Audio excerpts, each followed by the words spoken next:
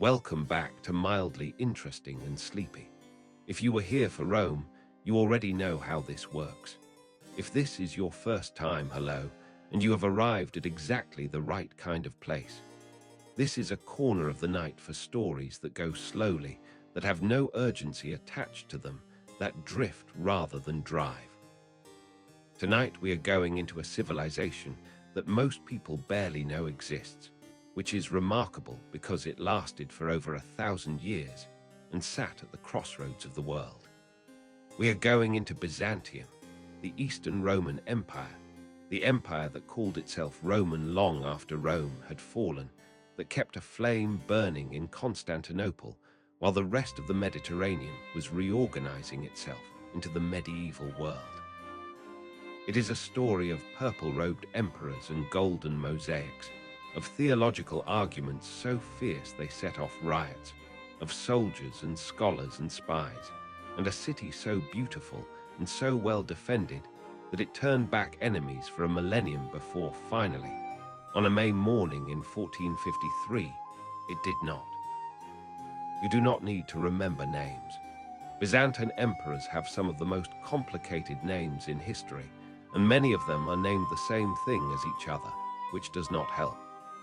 What I want to give you tonight is the feeling of this civilization, its strangeness, its resilience, its extraordinary combination of ancient Roman inheritance and Greek culture and Christian theology and sheer stubborn survival. Find a comfortable position. Let the night settle around you.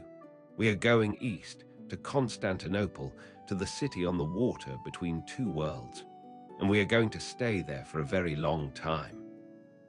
What was Byzantium? Before we begin, a small matter of terminology, because it matters for understanding the whole story. The people we call Byzantines never called themselves that. They called themselves Romans, Romeoi in Greek, which is the language they actually spoke. Their emperor was the Roman emperor, the direct and legitimate successor of Augustus and Constantine, and the idea that there was any gap or break in that succession was not something they would have accepted or even really understood.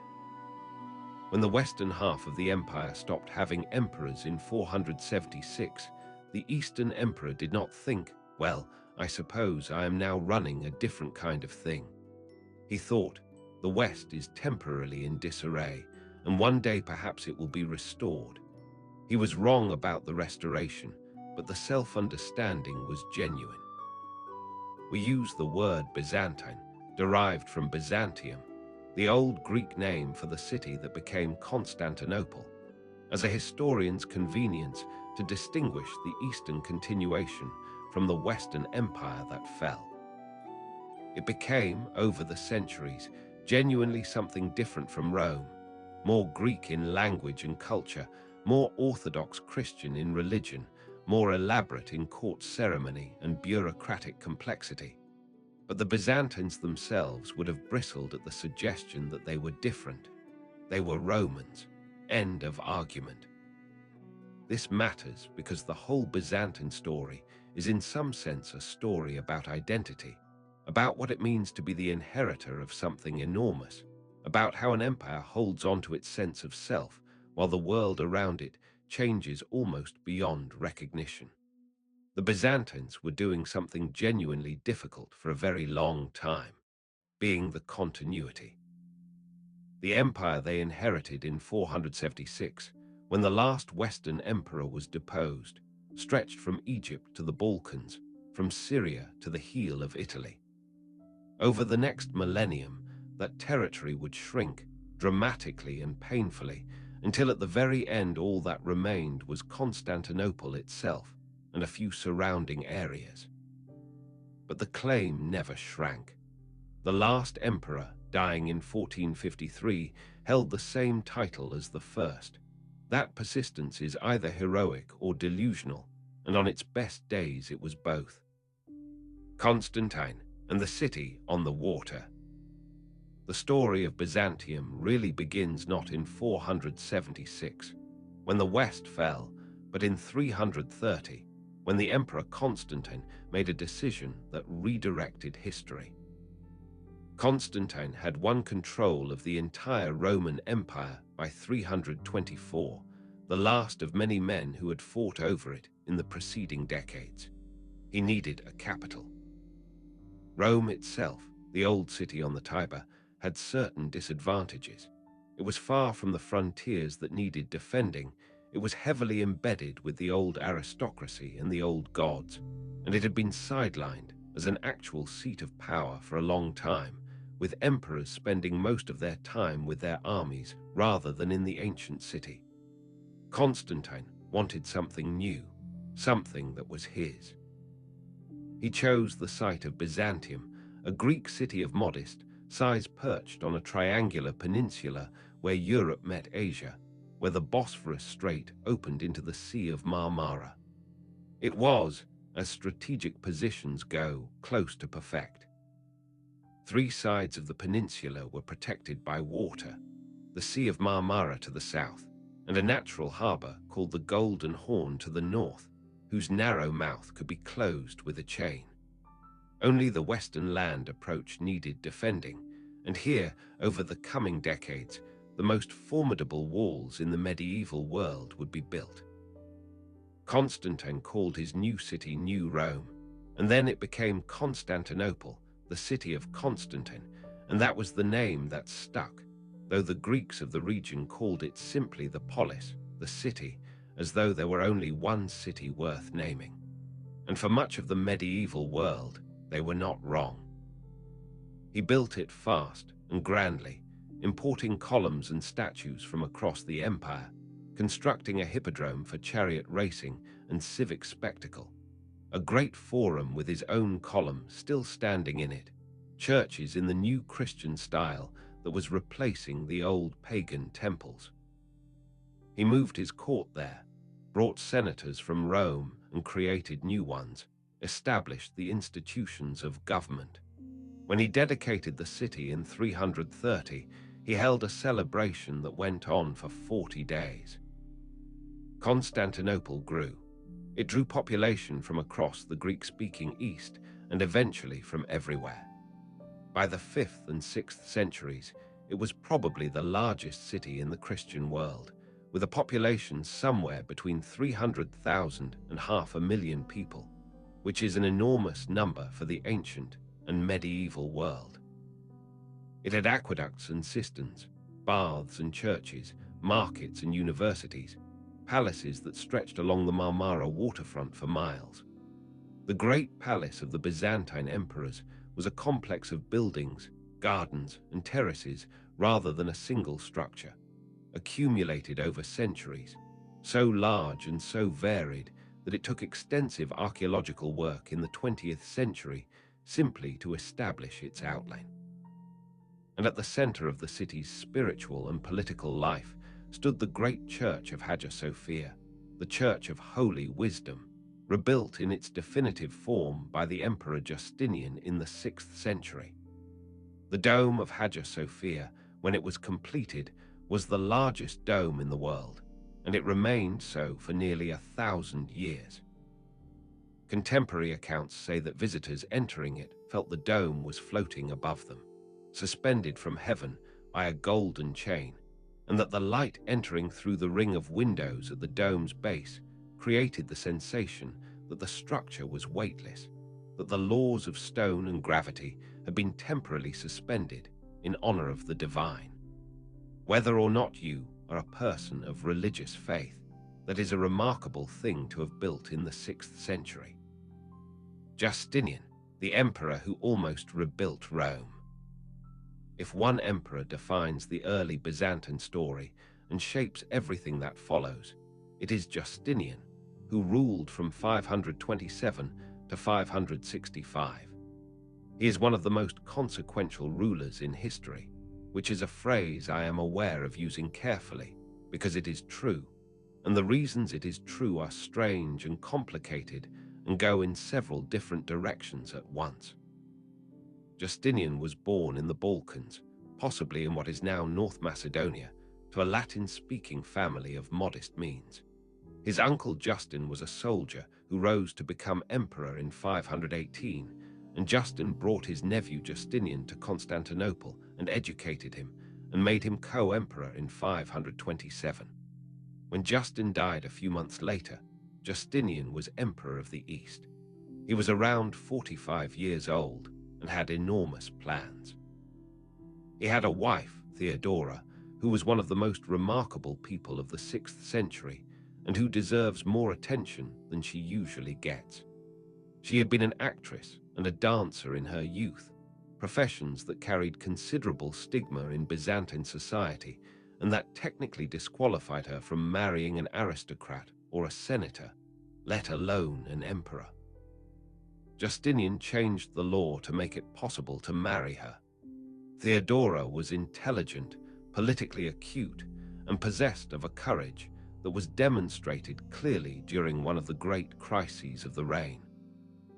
In 532, 5 years into Justinian's rule, a riot broke out at the Hippodrome that escalated into an insurrection that nearly destroyed the dynasty.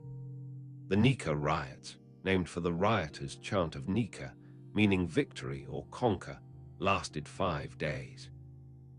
Much of Constantinople burned, including the original Hagia Sophia. Justinian, terrified, was preparing to flee the city on ships. Theodora, according to the court historian Procopius, addressed the council in terms that stopped the flight. She reportedly said that purple was a fine burial shroud, meaning that she would rather die as empress than live as a refugee. Whether this speech happened exactly as Procopius records, it is uncertain, but the outcome is certain. Justinian stayed, sent his general Belisarius with troops into the Hippodrome, and killed approximately 30,000 people, which is a number that should sit heavily. The riot ended. Justinian rebuilt. He rebuilt the Hagia Sophia in an extraordinary burst of construction that lasted less than 6 years, which for a building of that ambition is almost unbelievably fast.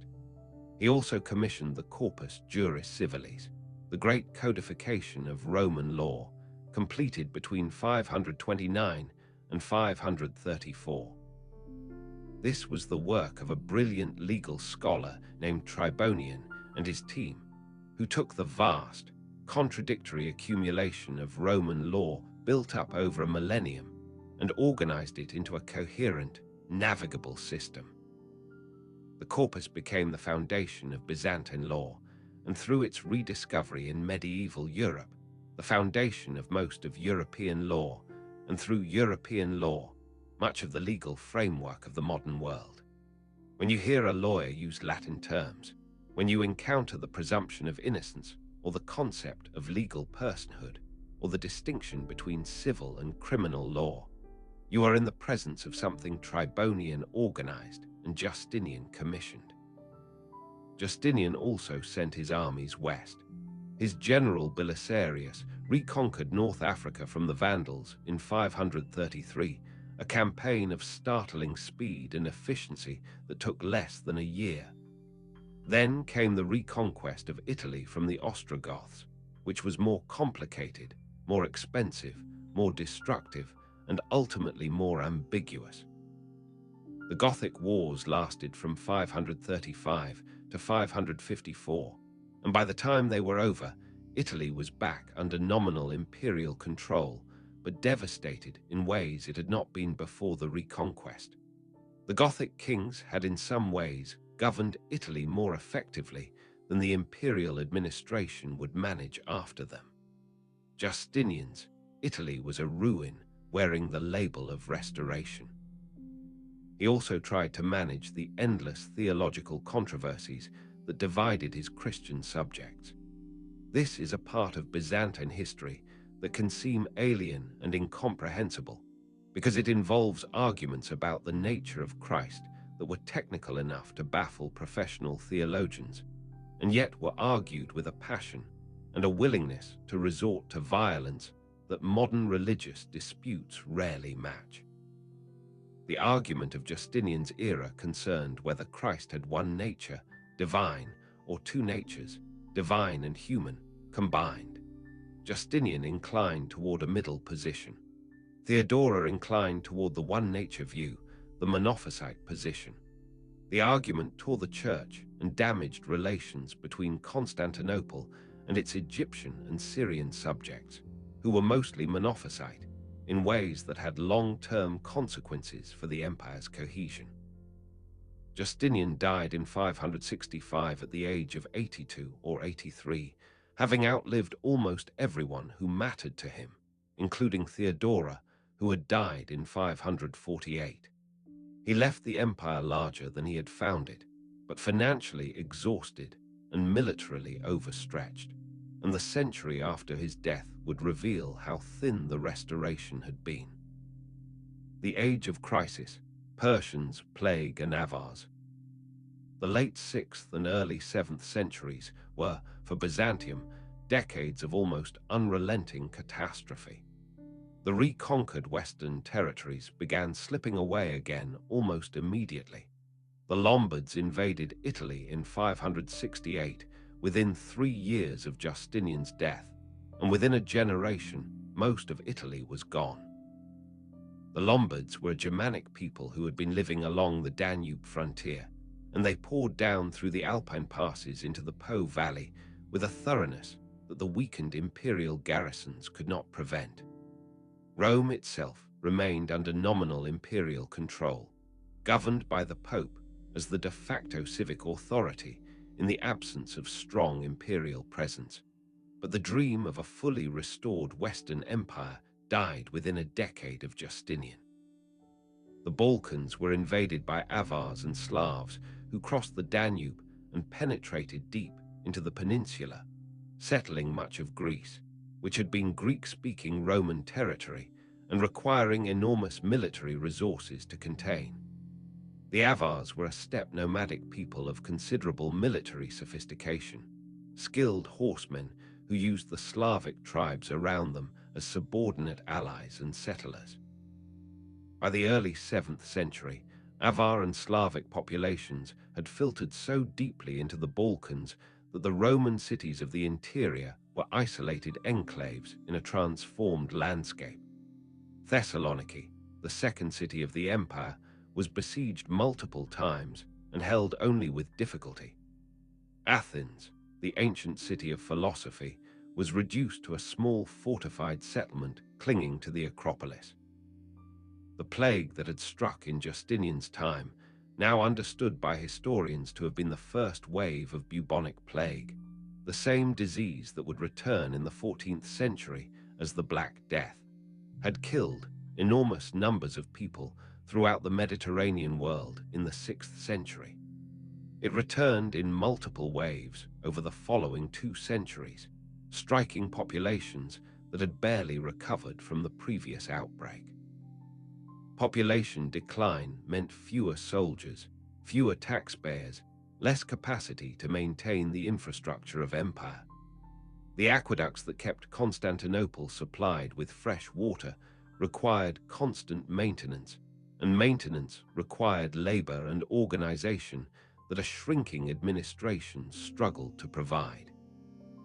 The Emperor Maurice, who ruled from 582 to 602, was a capable soldier and administrator who managed these pressures with considerable skill.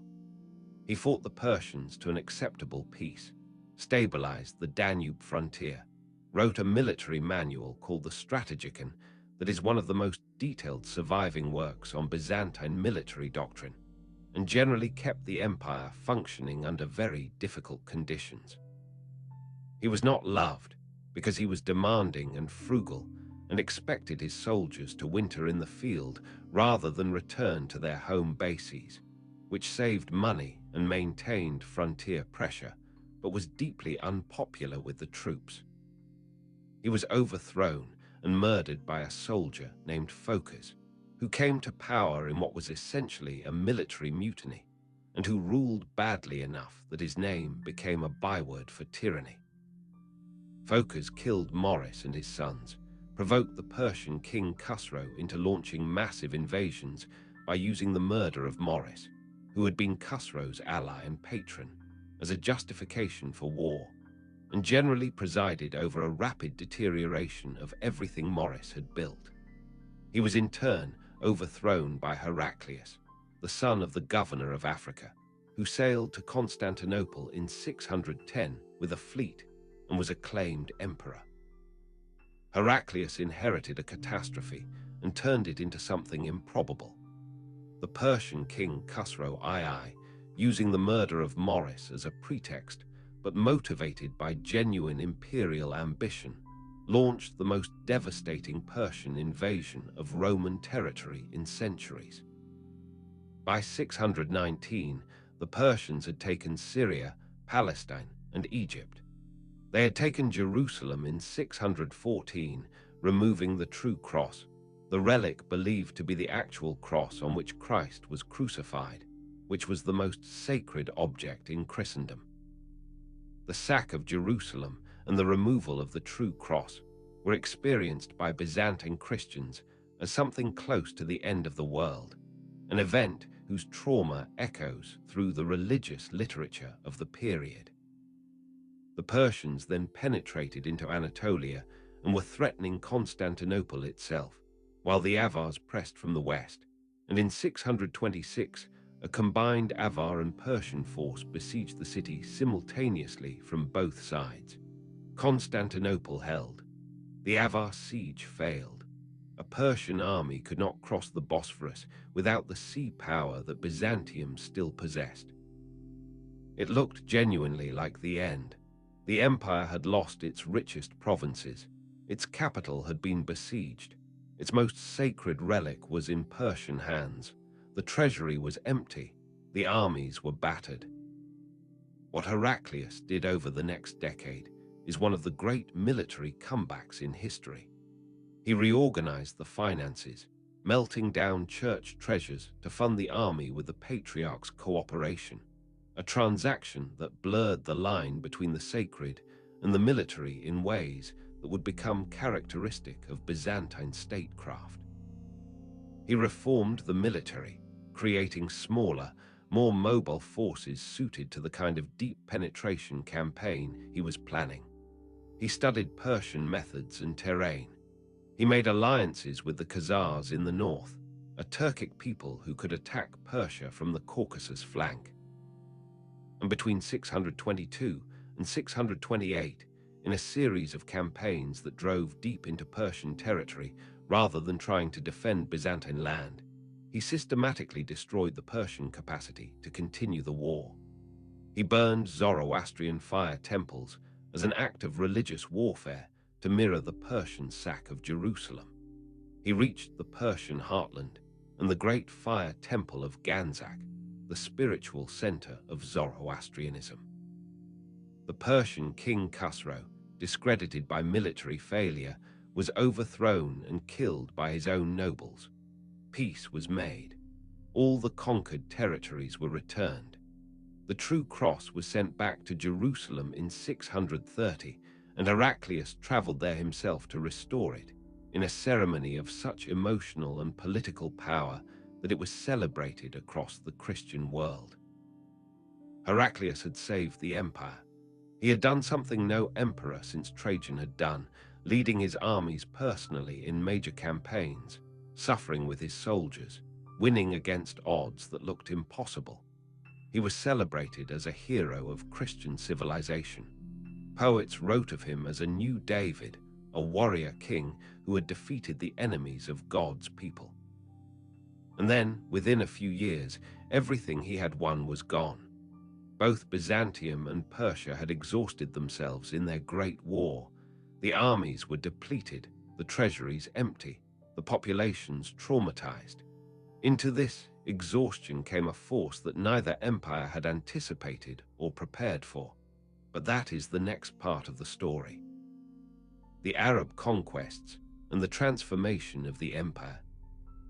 In 622, the same year Heraclius launched his campaigns against Persia, a merchant and prophet in the Arabian city of Mecca was making a journey that Muslims call the Hijra, the migration to the city of Medina. His name was Muhammad. Within a decade, he had unified much of the Arabian Peninsula under the new faith of Islam. He died in 632, the same year Heraclius returned the true cross to Jerusalem. The timing is one of those historical coincidences that make the past feel almost too dramatic to be true, but there it is. What followed was one of the most rapid and consequential military expansions in human history. The Arab armies that swept out of Arabia in the 630s were motivated by religious conviction of the most fervent kind, by the promise of paradise for those who died in the cause, and by the more earthly appeal of the enormous wealth of the settled empires to the north. They were also genuinely skilled soldiers, practiced in the mobile, fast-moving desert warfare of the Arabian Peninsula, and they faced opponents who were exhausted, depleted, and in the case of many of their provincial populations, not particularly loyal to the empires that ruled them. The Monophysite Christians of Syria and Egypt, who had been in persistent religious conflict with Constantinople for a century over the precise nature of Christ's divine and human natures, were ruled by an imperial church that considered them heretics.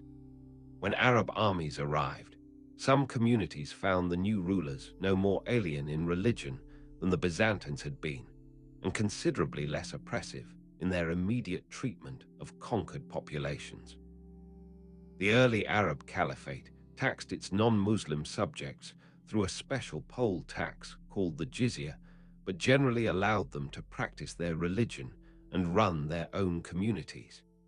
This was not tolerance in any modern liberal sense, but it was livable in a way that Byzantine religious coercion had not always been.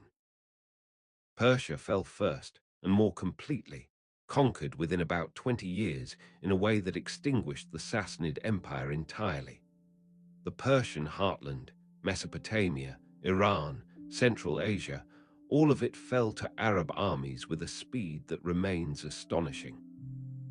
The Zoroastrian state religion of Persia, which had been the spiritual backbone of the Sassanid Empire for 4 centuries, was largely displaced within generations, though Zoroastrianism survived in isolated communities and among the Parsi diaspora in India, where it continues today. Byzantium was wounded rather than killed, but the wounds were enormous. Syria and Palestine fell by 640. Egypt fell by 642.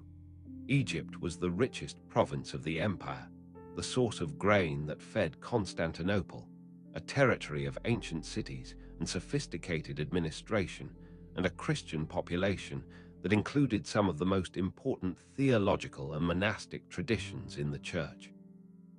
Alexandria, the second city of the late Roman world, the city of libraries and philosophers, became an Arab city.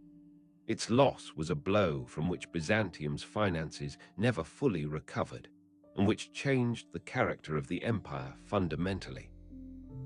North Africa, the region of modern Tunisia and Libya that had been Roman for 7 centuries, and that had produced Tertullian and Augustine, and some of the most vigorous Christian theology of the ancient world, fell by 698. With North Africa went the last foothold in the Western Mediterranean. The sea that had been a Roman lake for 5 centuries was now divided between 2 civilizations, Christian and Muslim, and would remain so. The Arab forces also made multiple attempts to take Constantinople itself, which would have been the supreme prize. Between 674 and 678, Arab fleets blockaded the city for years, establishing a base at Cyzicus on the Sea of Marmara and attacking the sea walls regularly. In 717 to 718, under the Caliph Suleiman and then his brother Yuma, a massive coordinated assault by both sea and land was organized, the largest attack Constantinople had yet faced. An Arab army of many tens of thousands encamped along the land walls. An Arab fleet of hundreds of ships attempted to control the approaches by sea. Constantinople survived both attempts.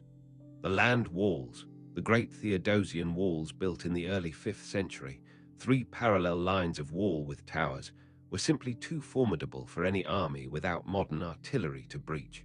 The sea walls held. The great chain across the Golden Horn blocked the harbor. And in the 670s and again in the 718 siege, the Byzantines deployed a weapon of devastating effectiveness that the Arabs had never encountered. Greek fire was an incendiary substance, the exact composition of which was a closely guarded state secret carried from generation to generation within specific Byzantine military families, and which remains unknown to historians and chemists today despite much experimentation and analysis.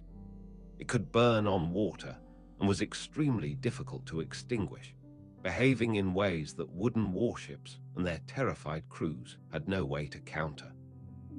It was deployed through siphon tubes mounted on specially built ships, projecting the burning substance in a stream onto enemy vessels. Contemporary accounts describe it as roaring and smoking and impossible to put out, like liquid fire from the Earth's interior. The Arab fleets, encountering it for the first time, were destroyed in the waters before Constantinople. The city held. A Bulgarian force attacking the Arab army from the north in 718 contributed to the lifting of the siege. The Arabs withdrew and never again mounted a serious attempt on Constantinople. The city's survival in 717-718 is one of those moments historians point to as genuinely consequential for what came after. Had Constantinople fallen to the Caliphate in the early 8th century, the subsequent history of Europe and the Mediterranean would have been radically different. The loss of Syria, Palestine, Egypt, and North Africa forced a transformation of the empire that was painful and took generations to complete. The elaborate late Roman administrative system, with its multiple layers of civilian and military governance, its provinces and dioceses and prefectures, had been designed for an empire of the Mediterranean basin. Now Byzantium was a much smaller, much more specifically Anatolian and Balkan entity, its heartlands the relatively poor high plateau of Anatolia and the mountainous Balkans, with the great wealthy coastal cities and fertile river valleys of the east gone. The emperors of the 7th century reorganized the remaining territories into military districts called themes, each under a military governor called a strategos, meaning general, who combined civil and military authority in ways that the old system had carefully separated. The themes were both administrative divisions and military recruitment zones. The soldiers of each theme were settled farmers who served in the local army in exchange for hereditary land grants. Their sons were expected to serve in turn. This created a class of military smallholders spread across the countryside of Anatolia and the Balkans who were invested in the empire's survival in the most literal sense, because their land depended on it. The system was more decentralized than what had gone before, but also more resilient, spreading the burden of defense across the whole fabric of rural life, rather than concentrating it in professional armies that required constant, expensive maintenance. The empire that emerged from the 7th century's catastrophes was genuinely different from the empire of Justinian, or of Constantine, or of Augustus. It was smaller. Its language was Greek rather than Latin, even in official documents, a change that had been coming for a long time and was finally made explicit. Its identity was more sharply Orthodox Christian, because the lost provinces had contained most of the heterodox Christian populations, the monophysites of Egypt and Syria, and what remained was more theologically uniform. Its orientation was more defensive, more focused on holding what remained than on dreams of restoration. This was not decline in spirit, or at least not only decline, it was adaptation. The empire that survived the Arab conquests was harder and more compact and more internally coherent than what it had been before. It would need to be all of these things for what came next. Icons and Arguments, the Iconoclast Controversy. For well over a century, beginning in 726 and lasting in its major phases until 843, the Byzantine Empire tore itself apart over a question that can be stated simply, and that is not, in fact, simple at all. Should Christians use images in worship? The images in question were icons, the paintings of Christ and the Virgin and the saints that covered the walls of Byzantine churches and monasteries and homes, that people kissed and bowed before and attributed miraculous powers to. For most Byzantine Christians, these images were windows into the divine, ways of making the invisible visible, objects that mediated between the earthly and the heavenly. The Emperor Leo III began the controversy in 726 when he ordered the removal of a famous icon of Christ from the chalk gate of the imperial palace. His motivations are debated. Perhaps he was responding to theological arguments he found persuasive. Perhaps he was influenced by the iconoclasm of Judaism and Islam. Perhaps he was trying to assert imperial authority over the church. Perhaps some combination of all of these. Whatever the reason, he set off a storm. The word iconoclasm means image breaking, from the Greek. Iconoclasts, those who opposed the images, argued that representing Christ in a painting or sculpture was either impossible, because his divine nature could not be depicted, or idolatrous, because venerating an image was indistinguishable from pagan idol worship. Their opponents, the iconophiles or icon defenders, argued that the incarnation, God becoming flesh in Christ, had made material representation of the divine not only possible but meaningful. If Christ was truly human, truly embodied, then depicting his human form was a way of affirming the truth of the incarnation. These arguments were not merely theological exercises. They had real consequences for real people. Monks, who were often the most passionate defenders of the icons, suffered under iconoclast emperors. Monasteries were suppressed, monks were forced to marry, some were blinded or mutilated. The great theologian John of Damascus, who wrote some of the most important defenses of icon veneration, could do so freely because he lived in Arab-controlled territory outside the emperor's reach, which is a nice irony. In the West, the Pope broke with the iconoclast emperors, and the controversy contributed to the growing distance between Rome and Constantinople that would eventually become the Great Schism. Emperors went back and forth. The Empress Irene, a remarkable and ruthless woman who served as regent for her son, and then, in 797, had him blinded and imprisoned so she could rule alone, becoming the first woman to be sole ruler of the Roman Empire, restored icons at the Second Council of Nicaea in 787. Then a new round of iconoclasm began in 814 under Leo V, then restoration again in 843, in an event called the Triumph of Orthodoxy, which is still celebrated in Eastern Orthodox churches on the first Sunday of Lent to this day. The iconoclast controversy had lasting consequences. It deepened the split between Eastern and Western Christianity. It produced some of the most sophisticated theology of the medieval period, as both sides worked out their arguments with considerable rigor. And it demonstrated that in Byzantium, religious questions and political questions were not separable. The emperor was the head of the church as well as the state, and theological positions were always also positions about power. The Macedonian dynasty, Golden A. The 9th and 10th centuries were, by any reasonable measure, the high-water mark of medieval Byzantine civilization. The Macedonian dynasty, which ruled from 867 to 1056, presided over a remarkable combination of military expansion, cultural flowering, and administrative sophistication that made Constantinople the undisputed center of the Christian world and one of the great cities of any world. The dynasty began with a man named Basil, who was born a Macedonian peasant, came to Constantinople, attracted the attention of the Emperor Michael III through his skill as a horse trainer, and possibly through personal charisma of other kinds, became the emperor's favorite companion, and then had Michael murdered and took the throne in 867. This is the kind of story Byzantium generated regularly: extreme upward mobility through the court, followed by extremely violent consolidation of position.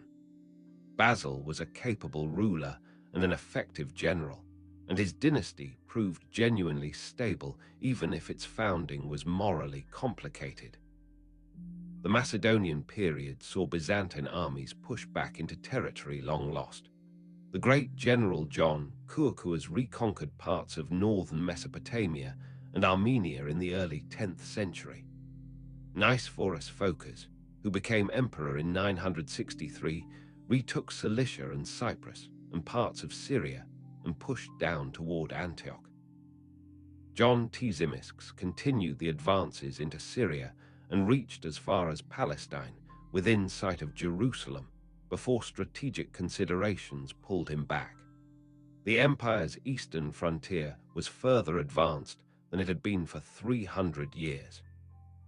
At the same time, the Bulgarians were converted to Christianity, which was a significant diplomatic and cultural achievement.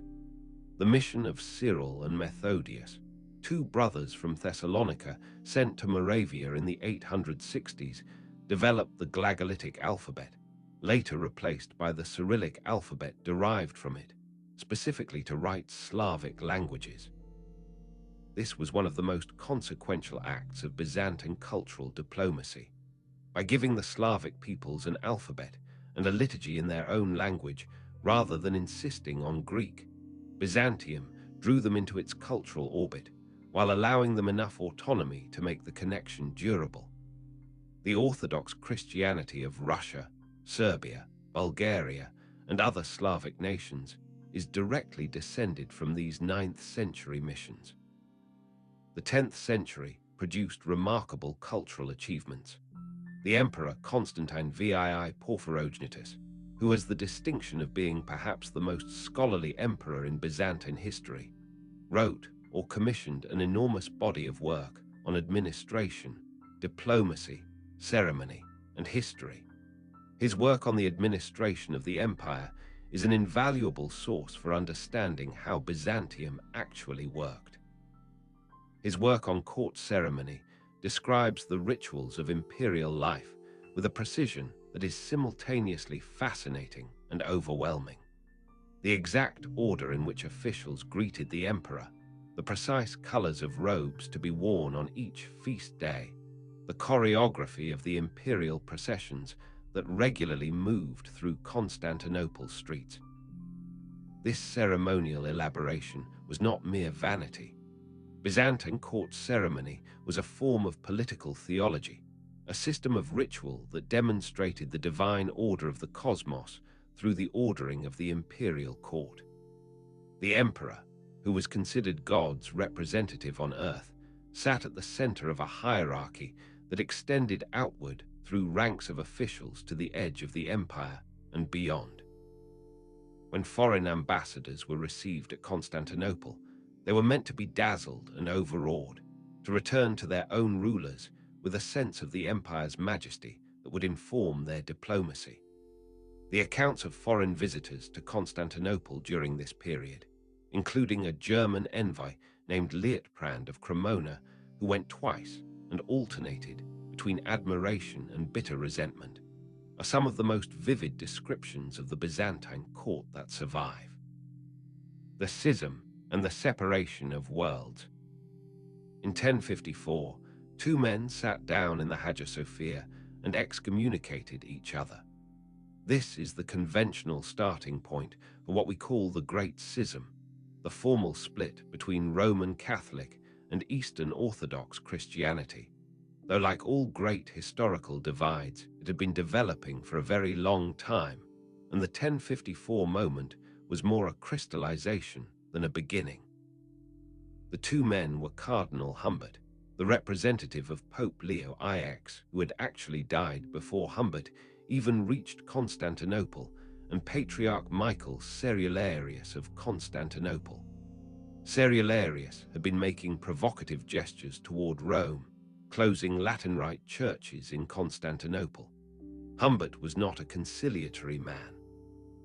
The mutual excommunications that resulted were not intended to be permanent, and within living memory of 1054 there were efforts to heal the breach.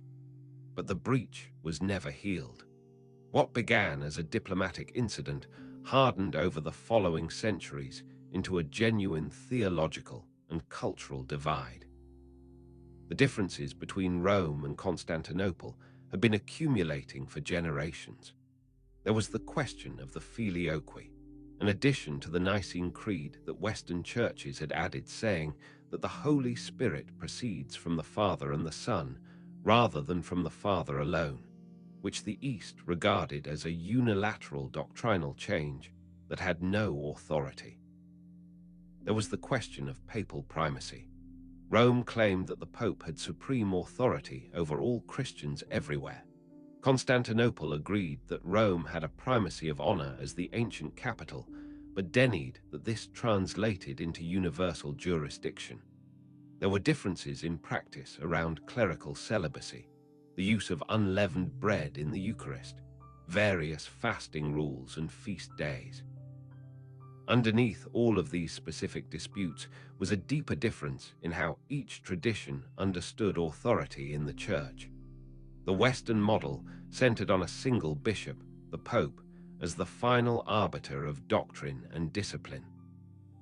The Eastern model distributed authority among the patriarchs and councils, with the emperor playing a role in church governance that the West increasingly found inappropriate. Neither model was quite coherent all the way down, but they were different enough that reconciliation required one side to fundamentally change its understanding of itself, which neither was willing to do. The schism mattered for Byzantium politically as well as theologically. It meant that appeals to Western Christian solidarity for help against Muslim pressure would always be complicated by the religious divide. It meant that the Crusades, which began in 1095, and which Byzantine emperors had in some sense invited by requesting military assistance from the Pope, would arrive trailing theological baggage and political ambitions that did not always coincide with Byzantine interests. The relationship between Byzantium and the crusading West was one of the great tragicomedies of the medieval period, marked by mutual misunderstanding, mutual suspicion, and occasional catastrophic betrayal. The Komnenian Restoration. The 11th century was hard on Byzantium. The Macedonian dynasty ended in 1056, and in the following decades, a series of weaker rulers and civil conflicts weakened the state. Then in 1071, two simultaneous disasters. In the west, the Normans took Bari, the last Byzantine outpost in Italy, ending Byzantine presence on the peninsula. And in the east, at the Battle of Manzikert, a Seljuk Turkish force defeated the Byzantine army and captured the Emperor Romano's IV Diogenes. Manzikert was not immediately fatal, but its consequences were. In the chaos that followed, with various factions fighting for the throne, the Seljuks advanced across Anatolia largely unopposed. Within a decade, they had reached the Aegean coast. Anatolia, the heartland of Byzantine territory, the source of much of the empire's manpower and agricultural wealth, was largely lost.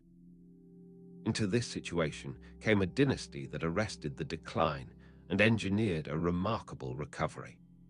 The Komnenian emperors, beginning with Alexios I in 1081, ruled until 1185 and transformed Byzantium through a combination of military skill, diplomatic ingenuity, and institutional reform. They reorganized the army around smaller, more professional units. They used diplomacy and marriage alliances to manage enemies they could not defeat outright.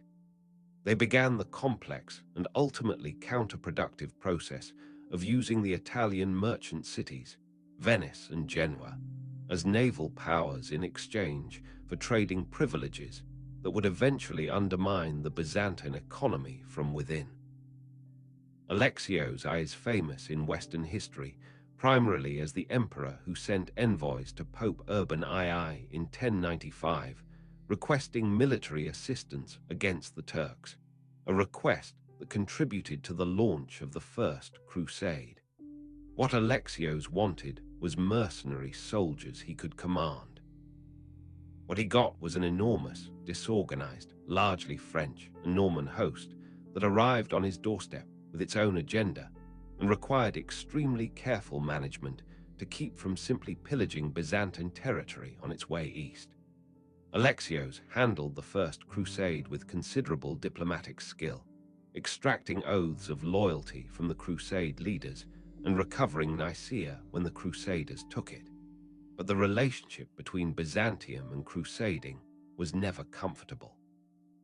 His daughter Anna Komnena is one of the more remarkable figures of the period. She had expected to inherit the throne and had participated in a plot against her brother John when it became clear he would succeed instead.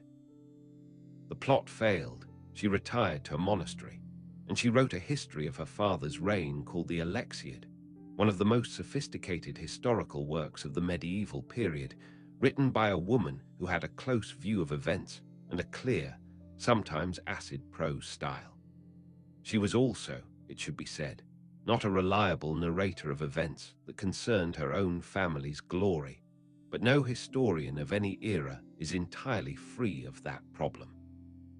John II Komnenos, who ruled from 1118 to 1143, was possibly the best soldier of the dynasty, a disciplined and genuinely gifted general who recovered territory in Anatolia and reasserted Byzantine influence in Antioch and parts of Syria. He died on a hunting accident, struck by a poisoned arrow from his own quiver, an appropriately Byzantine end.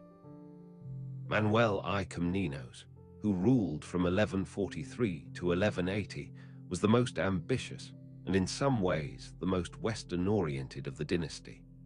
He admired Western chivalric culture, jousted, maintained close relations with the Crusader states, and tried to project Byzantine power into Italy and Hungary. He was a complex, talented, ultimately overextended ruler whose grand ambitions consumed resources the empire could not replace. The catastrophic defeat at Myriokephalon in 1176, where a Seljuk force destroyed a Byzantine army Manuel personally led in a poorly chosen pass, ended the dreams of reconquering central Anatolia and left the empire in a worse position than before. The Fourth Crusade and the catastrophe of 1204. What happened in 1204 is one of the more extraordinary episodes of treachery and misdirected violence in medieval history, and it came at the hands of people who were, at least nominally, fellow Christians. The Fourth Crusade had been organized by Pope Innocent III to attack the Holy Land, specifically Egypt. The Crusaders, unable to pay Venice for the transport ships, made a deal with Venice. They would help Venice recapture the city of Zara on the Adriatic coast in partial payment. This already troubled the Pope, who had not authorized attacking Christian cities. Then a Byzantine prince named Alexios, whose father had been deposed and blinded in a palace coup, arrived and offered the Crusaders an extraordinary deal. If they helped him retake Constantinople and put him on the throne, he would pay off their debt to Venice, provide men and money for the crusade, and reunite the Eastern and Western churches under Rome. The Crusaders agreed. They sailed to Constantinople. A combination of their military pressure and popular agitation put the young Alexios on the throne as Alexios IV in 1203 alongside his blinded father. But Alexios could not deliver on his promises. The money was not there. The church reunion was politically impossible in Constantinople, and the population resented the Western Crusaders who were camped outside their city demanding payment. Alexios was overthrown and strangled by a palace faction in early 1204. The Crusaders, unpaid and furious, with Venice calculating its commercial advantages, decided to take Constantinople for themselves. On April 12, 1204, they broke through the sea walls and took the city. What followed was 3 days of sacking that contemporaries, including the Crusaders' own chroniclers, described with horror. The Hagia Sophia was looted. Tombs of emperors were broken open for their contents. Sacred relics, of which Constantinople had an extraordinary collection, were taken west, where many remain to this day. The crown of thorns in Paris, for instance, purchased by the Crusaders' leader and installed in the Sainte-Chapelle, which was built specifically to house it. Libraries were burned. The great bronze horses of the Hippodrome were shipped to Venice, where they still stand on the facade of San Marco. The Crusaders established a Latin Empire of Constantinople that lasted until 1261. It was not successful. The Latin emperors were perpetually short of money and manpower, their Greek subjects deeply hostile, and the various Byzantine successor states that had formed in exile at Nicaea, at Trebizond on the Black Sea, in Epirus, were waiting for their moment. Byzantine civilization did not die in 1204, but it was broken in a way that never fully healed. The wealth and relics and manuscripts that went west in 1204 were gone. The trust between Byzantine Christianity and Western Christianity was gone. The economic advantages that Venice extracted from the Latin conquest gave Italian merchants a presence in Byzantine trade that would persist and deepen even after the empire was restored. The catastrophe of 1204 is one of the reasons the Byzantine Empire, when it was eventually restored, was always smaller, poorer, and more vulnerable than what had preceded it. Pope Innocent III, when he heard what had been done in the crusade he had organized, wrote letters expressing his horror at the sack of a Christian city. He was also pragmatic enough to recognize that the reunion of the churches, however it had come about, might be turned to Rome's advantage. He was wrong about the reunion. It did not last. Restoration and twilight, the Palaiologos dynasty. In 1261, an army from the Byzantine successor state of Nicaea entered Constantinople through an unguarded gate, while most of the Latin garrison was away on a campaign. The city was reclaimed largely without a fight. The Emperor Michael VII Palaiologos entered the city in triumph and restored the Byzantine Empire, beginning the last dynasty of Byzantium, the Palaiologoi, who would rule for nearly 200 years until the very end. The restored empire was a ghost of what it had been. Constantinople itself had shrunk. The population was perhaps 1/10 of its 6th century peak. Many neighborhoods were abandoned ruins. The great palaces were decayed or stripped. The territories of the empire were limited to Constantinople and its surroundings, parts of Greece, and the region around Thessaloniki. The Italian merchants, particularly the Genoese, had commercial zones in the city that were effectively autonomous. The empire was economically dependent on its nominal subjects and unable to tax the trade passing through its own strait. The Palaiologos period is in some ways the most intellectually brilliant in Byzantine history, which is a deeply characteristic thing about Byzantine civilization. It became more culturally fertile as it became more politically desperate.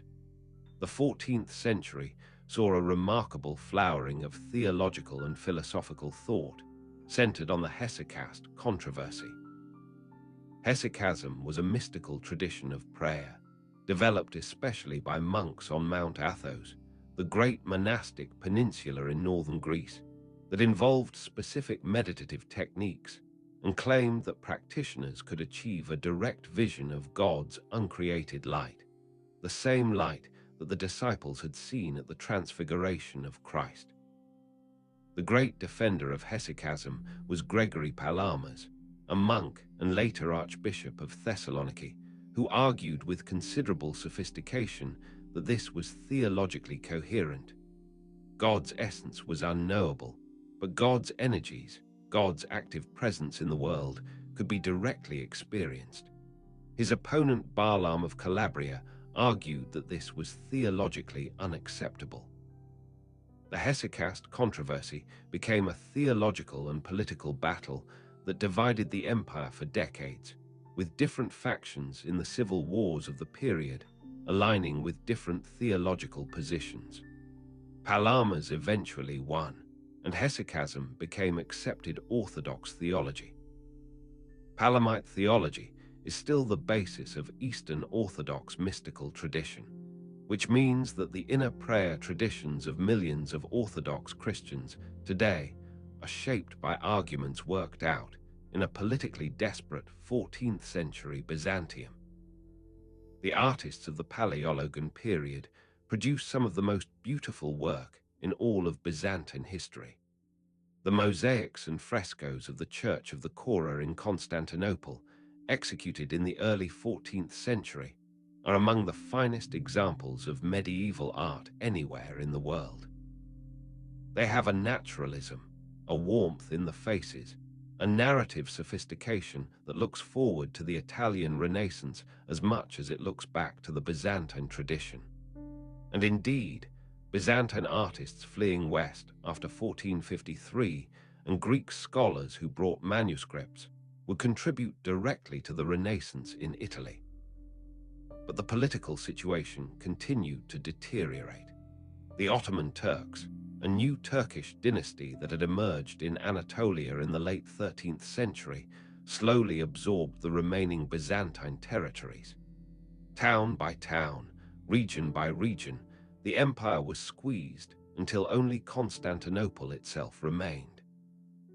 Byzantine emperors traveled west begging for military help from the Pope and from Western rulers, offering church union in exchange for crusade, always finding that the help was insufficient or conditional or delayed until too late. The union of the churches was briefly proclaimed at the Council of Florence in 1439, but the Greek clergy who agreed to it returned to Constantinople and were repudiated by their own people, who said famously that they would rather see the Turkish turban in Constantinople than the Latin mitre. The last years were a strange, sad vigil. The Emperor Constantine Exi Palaiologos, who took the throne in 1449, ruled a city-state rather than an empire. Constantinople itself had perhaps 50,000 people spread across a walled circuit designed for 500,000. The walls were still formidable, maintained by a population that understood they were the city's life. Outside the walls, everything was Ottoman. The fall of Constantinople. The young Ottoman Sultan named II, who came to power in 1451 at the age of 19, had one fixed ambition: Constantinople. He had grown up with the city as the great prize, the symbol of everything that distinguished a great ruler from a merely competent one. He had made a study of earlier sieges and understood what had always stopped them: the sea walls, the chain across the Golden Horn, and the fighting quality of the defenders. He intended to address all three. He began preparations in 1452, constructing a fortress on the European side of the Bosphorus, the Rumeli Hisari, directly across from an earlier Ottoman fort, so that his forces could control the strait and cut off any sea supply to the city. He commissioned from a Hungarian engineer named Urban the largest cannon ever built, a gun so enormous that it required 60 oxen to move and could fire a stone ball weighing over 1/2 ton. He assembled an army that contemporary estimates put at between 50,000 and 80,000 men, against a defending force of perhaps 7,000 Byzantines and a few thousand Western volunteers, including a Genoese contingent under a skilled soldier named Giovanni Giustiniani. The siege began on April 6, 1453. The great cannon fired, and the sound was reportedly heard from miles away, and the walls that had stood for 1,000 years began to crack. The defenders repaired them at night. The Ottomans fired again in the morning. The cannon itself cracked from use and had to be recast. This rhythm continued for weeks. The sea walls were still holding.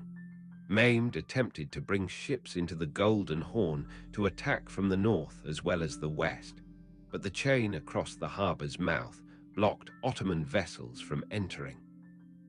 He solved this by doing something that seemed impossible. He had his ships dragged overland, on greased logs over a ridge of hills north of the harbor, relaunching them in the Golden Horn. The Byzantines woke one April morning to find Ottoman ships inside their harbor. It was a display of engineering will that demoralized the defenders profoundly. Constantine sent more appeals to the west. A Venetian ship entered the harbor in May, having investigated the sea lanes, and reported that no relief fleet was coming. No crusade was being organized.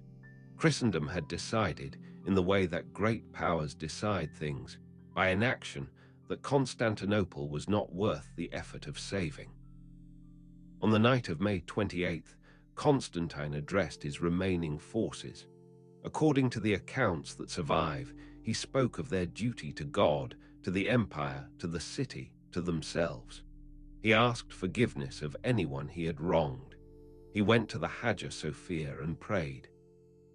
The liturgy that night in the great church was probably the last Christian service in that building for several centuries.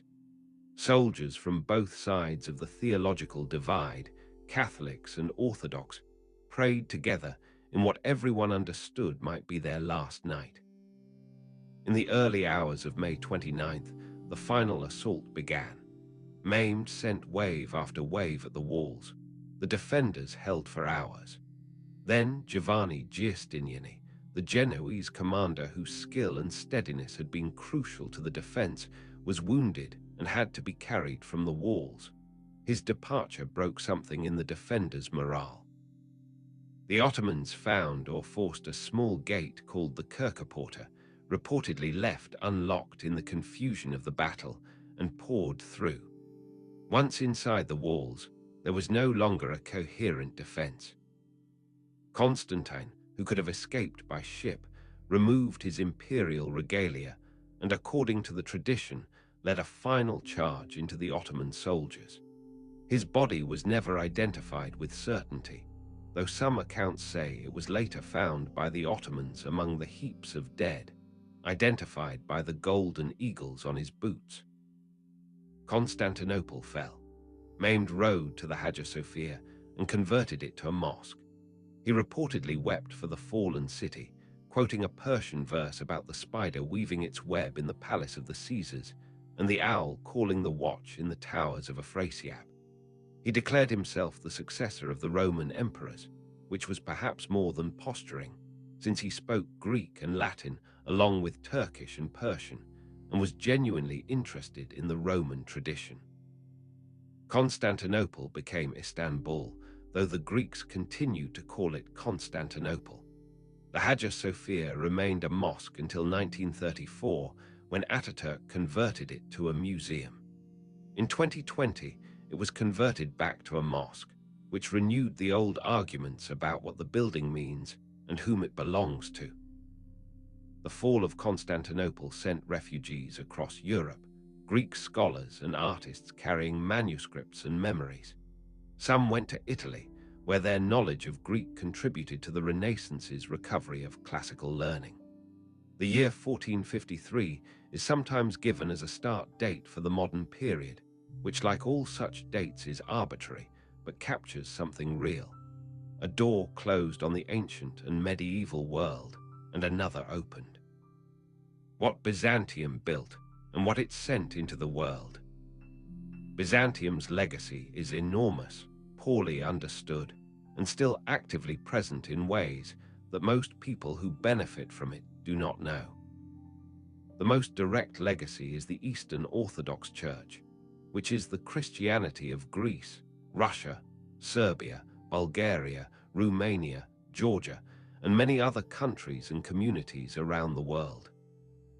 Orthodox Christianity, with its liturgy in Byzantine Greek or in translations made by Byzantine missionaries, with its theological tradition shaped by the great councils and the great theologians of the Byzantine period, with its iconographic tradition that goes back directly to Byzantine workshop practice, is the living continuation of what Byzantium was.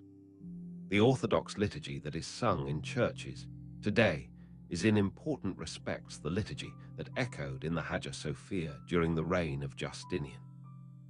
The Cyrillic alphabet, used by Russians, Bulgarians, Serbs, Ukrainians, Macedonians, and many other peoples, is a direct Byzantine creation, developed in the 9th century for the specific purpose of writing Slavic languages in connection with Christian mission work. Every text in Russian, every novel by Tolstoy or Dostoevsky, every poem by Pushkin, is written in an alphabet that exists because Byzantine missionaries wanted to give the Slavic peoples a way to read scripture in their own language. Roman law, in its Byzantine form, the Corpus Juris Civilis, and its later elaborations, spread through the Balkans and became the basis of legal systems in southeastern Europe. It also, through its rediscovery in Western Europe in the 12th century, became the basis of the civil law traditions of continental Europe, which are distinct from the common law tradition of England, but cover most of the world in terms of population. The preservation of classical knowledge is perhaps Byzantium's most indirect but most consequential legacy for Western civilization. Byzantine scholars copied and preserved Greek texts that would otherwise have been lost. Plato, Aristotle, Thucydides, Sophocles, Pindar, countless scientific and mathematical and philosophical texts. They carried these texts to Italy when they fled in 1453 and in the preceding decades, and these texts became central to the Renaissance's recovery of the classical tradition. The idea of humanism, of education centered on the classical authors, is in part a Byzantine gift to the West, even though the West and Byzantium had not always been friends. Byzantine art shaped the entire visual tradition of medieval Christianity, West as well as East. The mosaic programs of Ravenna, which were created when that city was under Byzantine control, are some of the most beautiful things in Italy. Byzantine influence is visible in Venetian art through the medieval period. Byzantine icons are the models for painted panels that became central to Western religious art. The flat gold background, the hieratic figures, the theological symbolism embedded in color and gesture. These are Byzantine innovations that shaped the visual language of Christianity for 1,000 years. And there is the subtler legacy of the idea of Byzantium itself, the idea of an empire that maintained a civilization and an identity under pressure for extraordinary lengths of time. The Byzantines were not always successful. They lost territory consistently over the centuries. Their politics were violent and their court was treacherous. But they maintained something, a literary culture, a theological tradition, a sense of who they were, a city, for over 1,000 years in conditions that destroyed other civilizations in decades. There is something worth noticing in that, a model of how a civilization can adapt and persist without simply becoming something else. The nature of Byzantine time.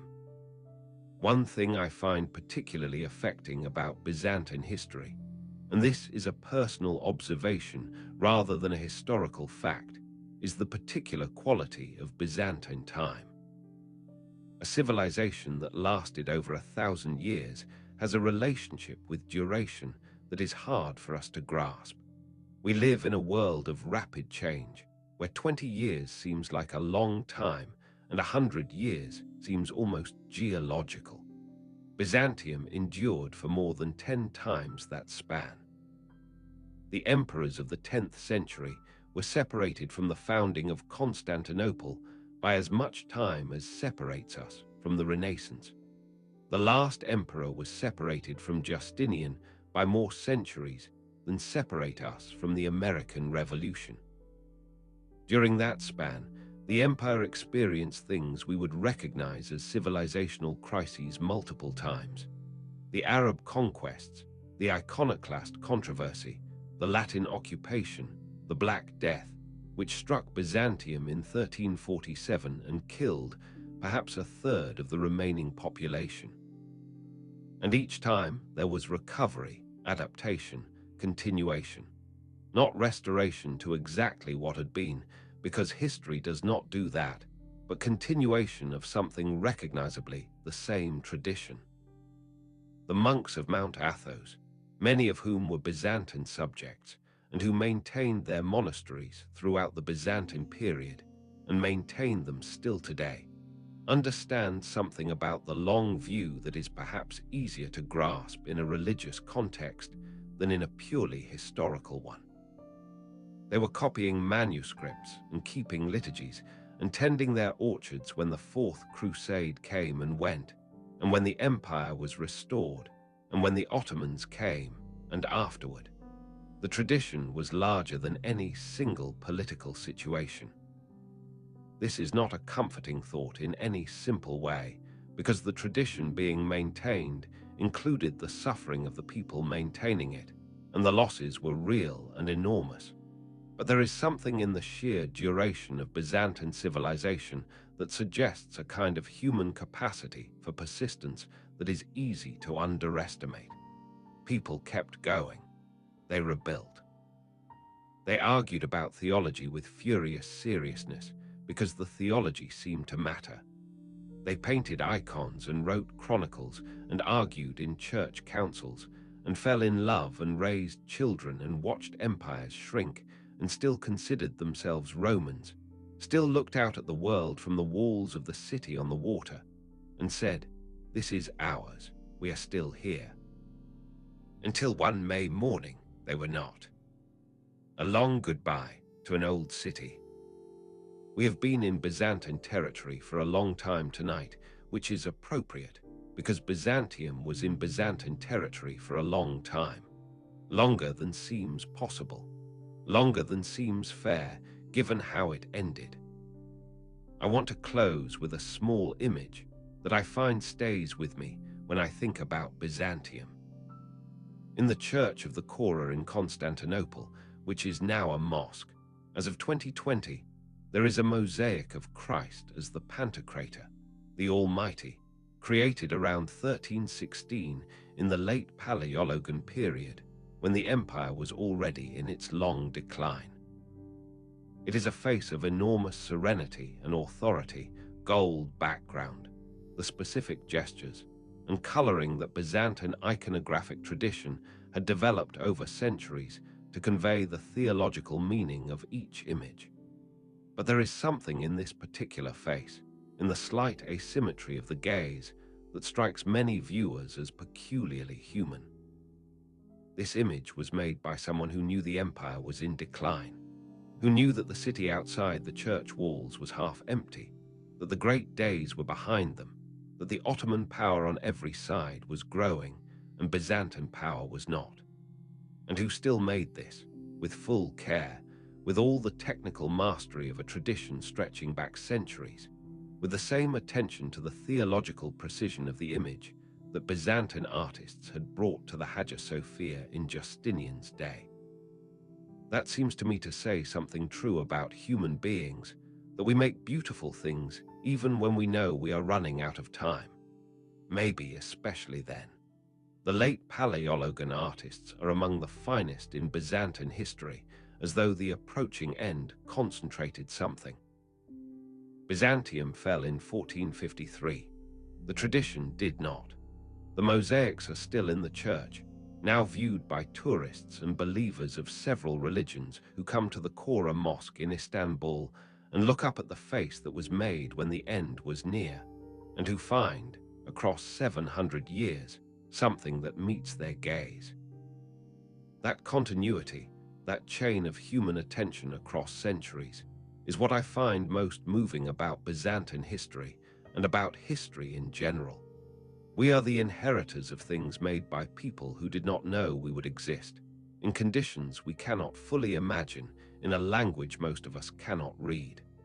And yet here we are, looking up at the same ceiling.